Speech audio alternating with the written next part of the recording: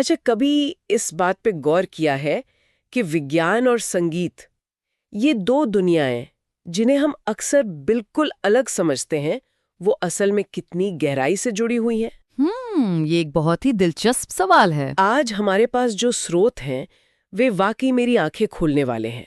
हम एक ऐसी यात्रा पर निकलने वाले हैं जहां एक तबले की खनक, एक नोबेल पुरस्कार विजेता खोज और यहाँ तक कि पौधों के विकास के पीछे छिपे वैज्ञानिक सिद्धांतों को उजागर करेंगे। बिल्कुल। आज की इस खास चर्चा का विषय है भारतीय संगीत के पीछे का विज्ञान।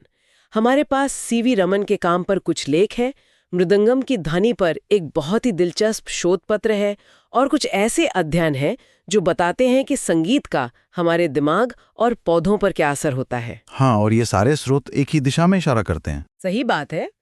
हमारा मिशन है इस धारणा को तोड़ना कि संगीत सिर्फ एक कला है और ये दिखाना कि ये भौतिकी, गणित और जीव विज्ञान के सिद्धांतों पर आधारित एक अविश्वसनीय रूप से जटिल और सुंदर प्रणाली है। चलिए, संगीत और विज्ञान के इस छिपे हुए पुल को खोजना शुरू करते हैं। तो कहाँ से शुरू करें? मेरे ख्याल से मृदंगम सबसे सही रहेगा। हाँ, वो एक बेहतरीन उदाहरण है। मुझे हमेशा लगता था कि ड्रम जैसे वाद्ययंत्र सिर्फ ताल या रिदम के लिए होते हैं, लेकिन मृदंगम या तबला सिर्फ धा धिन धिन धा नहीं करते, वो एक सुरीला संगीत भी पैदा करते हैं, एक साफ स्पष्ट सुर। ये होता कैसे है? एक खाल पर चोट करने से सुरीली आवाज कैसे निकल सकती है? ये एक बेहतरीन सवाल है और यही सवाल कई सालों तक वैज्ञानिकों को भी परेशान करता रहा। इसका जवाब हमें सर सीवी रमन के शुरुआती काम में मिलता है। अच्छा। देखिए, भौतिकी और गणित का एक स्थापित नियम है कि जब आप किसी साधारण गोलाकार झिल्ली, मान लीजिए एक सामान्य ड्रम की सतह पर मारते हैं, तो उससे जो अतिरिक्त ध्वनियां या ओवरटोन्स निकलती हैं, वो बेसुरी होती हैं। बेसुरी? इसका क्या मतलब हुआ? इसका मतलब है कि उनकी फ्रीक्वेंसी, मतलब कंपन की गति, मूल स्वर की फ्रीक्वेंसी का सीधा गुणांक नहीं होती। संगीत में मधुरता तभी आती है जब ओवरटोन्स हार्मोनिक हों। हार्मोनिक मतलब मूल स्वर से 2 गुना, 3 गुना, 4 गुना फ्रीक्वेंसी पर हों। लेकिन एक सादी झिल्ली से निकलने वाले ओवरटोन्स का गणित ऐसा नहीं होता, इसलिए आवाज बिखरी बिखरी और बेसुरी लगती है। इसे वैज्ञानिक भाषा में इनहार्मोनिक ओवरटोन्स कहते हैं। अच्छा, तो अब मैं समझ रही हूँ। तो फिर तबले या मृदंगम पर जो बीच में वो काला धब्बा लगा होता है, जिसे स्याही कहते हैं, क्या सारा खेल उसी का है? मुझे हमेशा लगता था कि वो शायद आवाज को थोड़ा भारी या बेस देने के लिए होता है। कुछ हद तक वो भी है, लेकिन उसका असली काम कहीं ज्यादा गहरा है। कहीं ऐसा तो नहीं कि ये उन बेसुरी ध्वनियों को काबू में करता है? बिल्कुल सही पकड़ा आपने। वो स्याही सिर्फ आवाज को भारी करने के लिए नहीं है, वो एक ध्वनिक चमत्कार है। सीवी रमन ने ही दुनिया को ये समझाया था। उन्होंने साबित किया कि ये काला धब्बा, जिसे वैज्ञानिक भाषा में एक्सिस सिमेट्रिक लोडिंग कहते हैं, थोड़ा आसान भाषा में समझाएंगे? हाँ, इसका सीधा सा मतलब है झिल्ली के ठीक केंद्र में एक समान रूप से वजन डालना। ये स्याही जो चावल के मांड, लोहे के बुरादे और गोंद जैसी चीजों की कई परतों से बनती है, ठीक यही काम करती है। अच्छा। ये वजन झिल्ली के कंपन करने के तरीके को पूरी तरह से बदल देता है। ये उन बेतरतीब इनहार्मोनिक ओवरटोन्स को अनुशासित करके सुरीले हार्मोनिक ओवरटोन्स में बदल देता है। कमाल है। तो इसका मतलब है कि वो स्याही सिर्फ सजावट के लिए नहीं है, बल्कि वो एक तरह का साउंड ट्यूनर है जो आवाज के बिखराव को रोककर उसे संगीत में बदल देता है। सदियों से हमारे कारीगर अनजाने में भौतिकी के इतने गहरे सिद्धांत का इस्तेमाल कर रहे हैं। यही तो भारतीय कारीगरी की खूबी है। लेकिन कहानी यहीं खत्म नहीं होती है। और भी कुछ है? हाँ, दीपक कृष्णमूर्ति का एक शोध पत्र एक और भी गहरे रहस्य की ओर इशारा करता है। वे बताते हैं कि जब मृदंगम पर खुली ध्वनि, यानी उसका मूल स्वर बजाया जाता है, तो उसकी फ्रीक्वेंसी हमेशा हर मृदंगम पर गणितीय रूप से अपेक्षित फ्रीक्वेंसी से ठीक 1 सेमीटोन ज्यादा होती है। 1 सेमीटोन ज्यादा? हमेशा? ये तो अजीब बात है। इसका क्या कारण हो सकता है? ये एक ऐसा सवाल है जो आज भी रिसर्चर्स को उलझाए हुए है। एक थ्योरी ये है कि ऐसा मृदंगम के लकड़ी के खोखले खोल के अंदर की हवा के स्तंभ के कंपन के साथ जुड़ने की वजह से होता है। मतलब सिर्फ खाल ही नहीं, बल्कि उसके अंदर की हवा भी साथ में कंपन कर रही है और दोनों मिलकर अंतिम सुर तय कर रहे हैं। बिल्कुल, लेकिन इसे अभी तक पूरी तरह से साबित नहीं किया जा चुका है। ये दिखाता है कि हमारे पारंपरिक वाद्य यंत्रों में आज भी ऐसे रहस्य छुपे हैं जिन्हें विज्ञान सुलझाने की कोशिश कर रहा है। यह सोचना ही कितना अद्भुत है। और जिस जिज्ञासा ने रमन को मृदंगम की खनक के पीछे का राज समझाया, वही जिज्ञासा उन्हें ब्रह्मांड के एक बहुत बड़े रहस्य को सुलझाने की तरफ ले गई। रमन पहले से ही वायलिन, वीणा और तंबूरे जैसे वाद्य यंत्रों की ध्वनि पर अपने काम के लिए जाने जाते थे। कंपन और तरंगे उनका जुनून था। बिल्कुल, और ये जुनून 1921 की एक समुद्री यात्रा पर अपने चरम पर पहुंच गया। जब रमन लंदन से जहाज में भारत लौट रहे थे तो भूमध्य सागर के गहरे नीले रंग ने उन्हें मंत्रमुग्ध कर दिया। उस समय के सबसे बड़े वैज्ञानिकों में से एक लॉर्ड रेले का सिद्धांत था कि समुद्र का रंग सिर्फ नीले आकाश का प्रतिबिंब है। जो सुनने में तो काफी तार्किक लगता है। लेकिन रमन को ये जवाब अधूरा लगा। उन्होंने जहाज पर मौजूद उपकरणों से ही प्रयोग करने शुरू कर दिए और पाया कि समुद्र का नीला रंग प्रतिबिंब से कहीं ज्यादा गहरा और असली था। अरे वाह! भारत लौटकर उन्होंने इस पर काम किया और साबित किया कि समुद्र का नीला रंग पानी के अणुओं द्वारा सूर्य के प्रकाश के बिखराव यानी स्कैटरिंग के कारण है। एक मिनट, प्रकाश का बिखराव, ये तो वही सिद्धांत है जो लॉर्ड रेले ने आकाश के नीले रंग के लिए दिया था, है ना? हाँ। यही तो विडंबना है। रमन ने रेले के ही सिद्धांत का इस्तेमाल करके रेले की ही बात को गलत साबित कर दिया।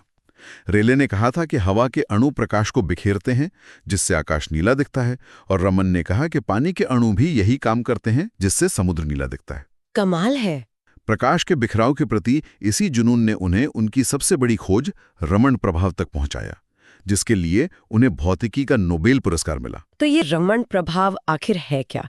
इसे सरल भाषा में कैसे समझ सकते हैं? इसे ऐसे समझिए, जब प्रकाश की किरण किसी पारदर्शी चीज जैसे पानी या शीशे से गुजरती है तो ज्यादातर प्रकाश के कण यानी फोटॉन सीधे निकल जाते हैं। ठीक है। लेकिन 10 लाख में से कोई एक फोटॉन उस चीज के अणु से टकराता है और अपनी थोड़ी सी ऊर्जा या तो उस अणु को दे देता है या उससे ले लेता है। 10 लाख में सिर्फ एक, ये तो बहुत ही छोटा सा बदलाव है। छोटा लेकिन क्रांतिकारी, क्योंकि जब फोटॉन अपनी ऊर्जा बदलता है तो उसका रंग भी बदल जाता है, यानी उसकी तरंग दैर्ध्य या वेवलेंथ बदल जाती है।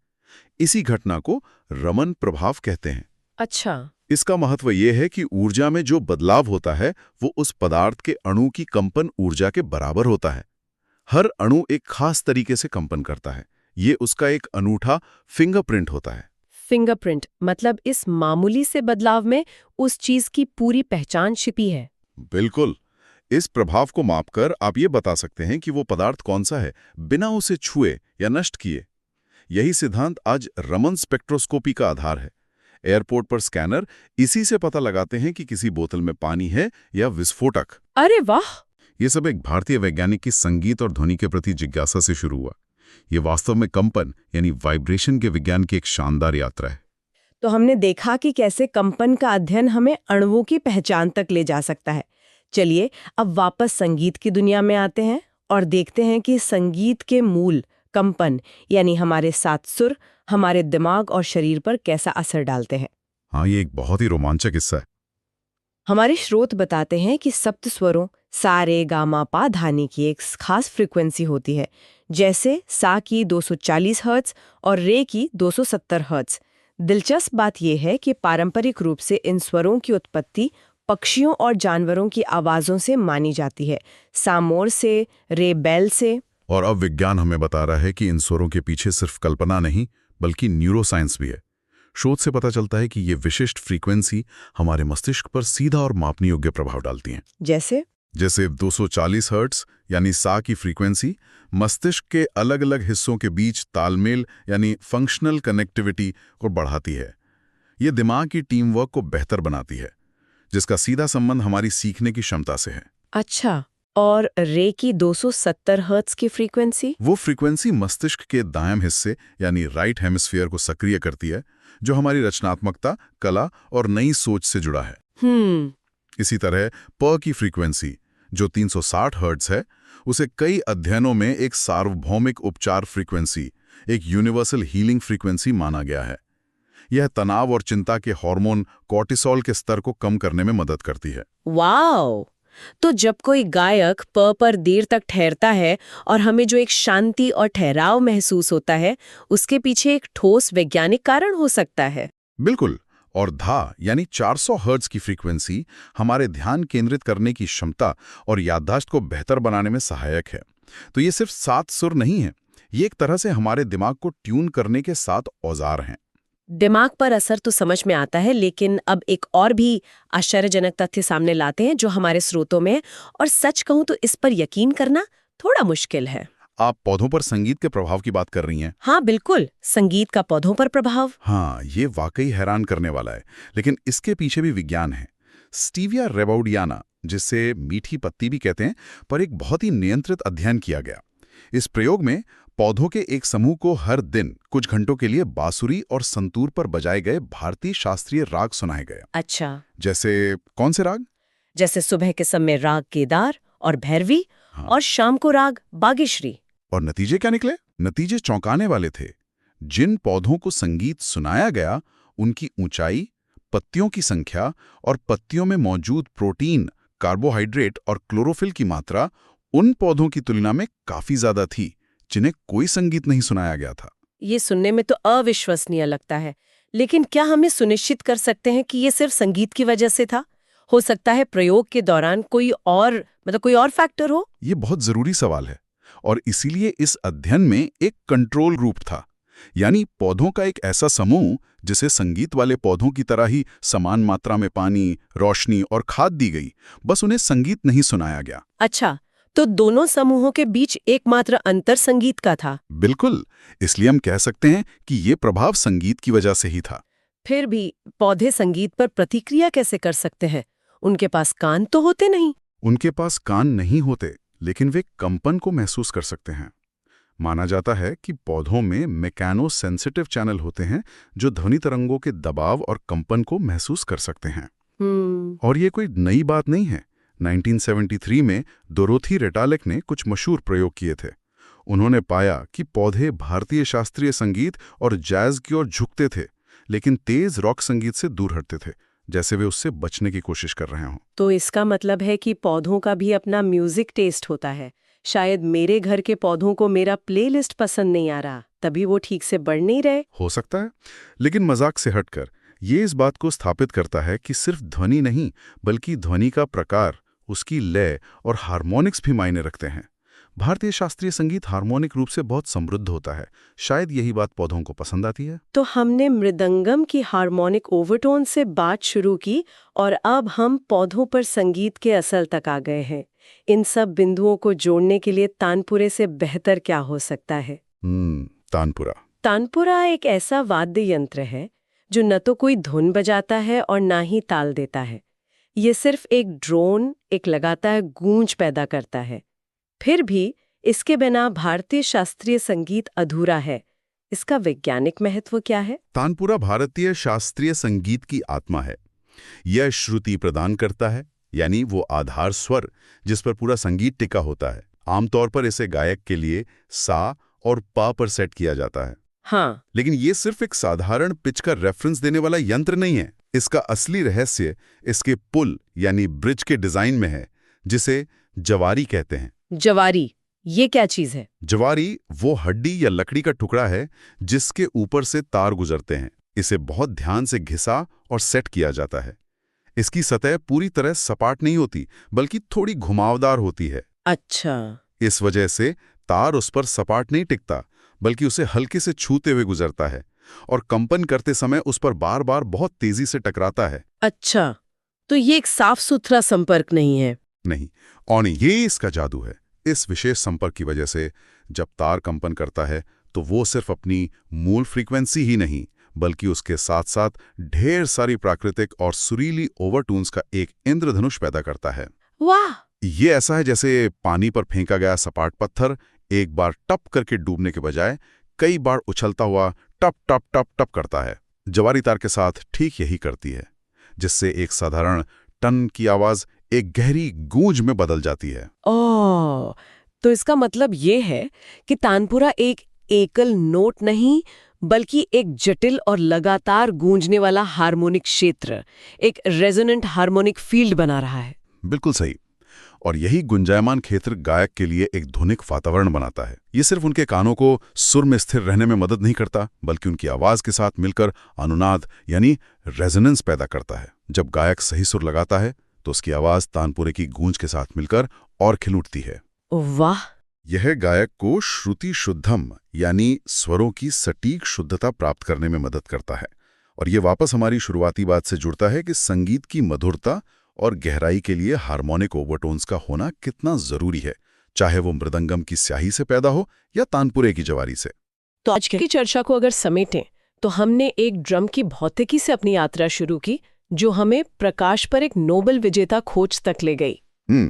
फिर हमने देखा कि कैसे संगीत के स्वरों की फ्रीक्वेंसी हमारे मस्तिष्क के काम करने के तरीके और यहाँ तक कि पौधों की वृद्धि को भी प्रभावित कर सकती है। सही है। और अंत में हमने तानपुरे के पीछे के परिष्कृत ध्वनिक विज्ञान को समझा, जो इन सभी सिद्धांतों को एक साथ लाता है। ये बिल्कुल साफ है कि भारतीय शास्त्रीय संगीत केवल एक कला या मनोरंजन का साधन नहीं है, बल्कि एक गहरे वैज्ञानिक सिद्धांतों पर आधारित एक बहुत ही संरचित और व्यवस्थित प्रणाली है। जो हमारे शरीर और मन पर गहरा असर डालती है। और ये कोई नई खोज नहीं है। हमारे स्रोतों में नाद योग जैसी प्राचीन अवधारणाओं का भी जिक्र है, जिसमें ध्वनि को ध्यान और चेतना के विस्तार का माध्यम माना जाता है। अच्छा। और एक दार्शनिक अवधारणा है नाद ब्रह्म की, जिसका अर्थ है ध्वनि ही ब्रह्मांडीय सत्य है या पूरा ब्रह्मांडी एक कंपन है। तो श्रोताओं के लिए एक अंतिम विचार छोड़ते हैं, ये देखते हुए कि आज विज्ञान ये साबित कर रहा है कि विशिष्ट फ्रीक्वेंसी मस्तिष्क की कार्यप्रणाली और पौधों की वृद्धि को स्पष्ट रूप से प्रभावित कर सकती हैं। क्या यह संभव है कि नाद ब्रह्म जैसी प्राचीन दार्शनिक अवधारणाएं असल में ब्रह्मांड में कंपन की मौलिक भूमिका की एक सहज और गहरी समझ को दर्शाती हों, जिसे आधुनिक विज्ञान अब अपने उपकरणों से बस मापना और समझना शुरू कर रहा है?